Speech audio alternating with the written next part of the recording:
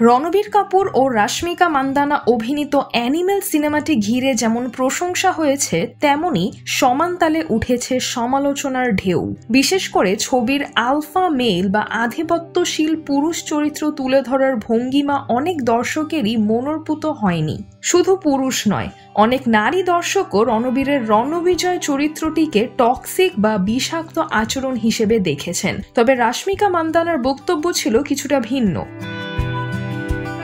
তিনি জানালেন, বাস্তব জীবনেও রণবীর কাপুরের চরিত্রের মতো একজন পুরুষের সঙ্গে ডেট করার কথা ভাবতেই পারেন তিনি। এই মন্তব্য সামনে আসার পর সামাজিক যোগাযোগ মাধ্যমে শুরু হয় বিতর্কের ঝড়। অনেকেই প্রশ্ন তুলেছেন, একজন নারী কিভাবে এমন বিষাক্ত আচরণকে সমর্থন করতে পারেন।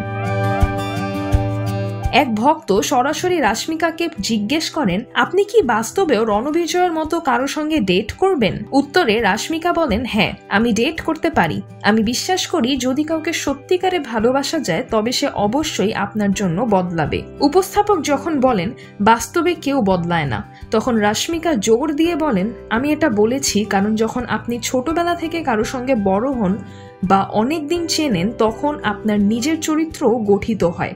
তখন আপনি বুঝতে শেখেন আপনি কি চান কি চান না। আর যিনি আপনার সঙ্গী তিনিও সময়ের সঙ্গে সঙ্গে বদলান। আপনি তার পুরনো এবং নতুন রূপ দুইই জানেন।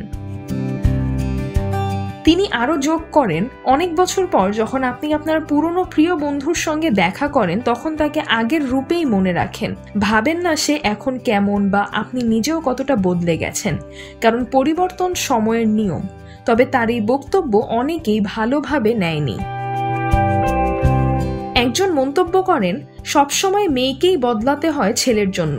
এটা খুবই দুঃখজনক। আমাদের সমাজ এখনও ছেলেদের দৃষ্টিভঙ্গিতেই মেয়েদের বিচার করে।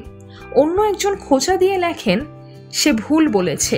সঠিক উত্তর হওয়া উচিত ছিল, না, বাস্তবে আমি রণবীরের মতো চরিত্রের সঙ্গে ডেট করব না। এদিকে এই বিতর্কের মাঝেই রাশ্মিকা নতুন একটি বড় বাজেটের ছবিতে যুক্ত হয়েছেন।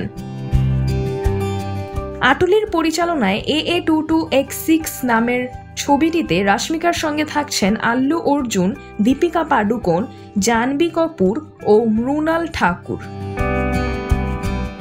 সিজরাতুল আভা, দৈনিক আওয়ার বাংলাদেশ।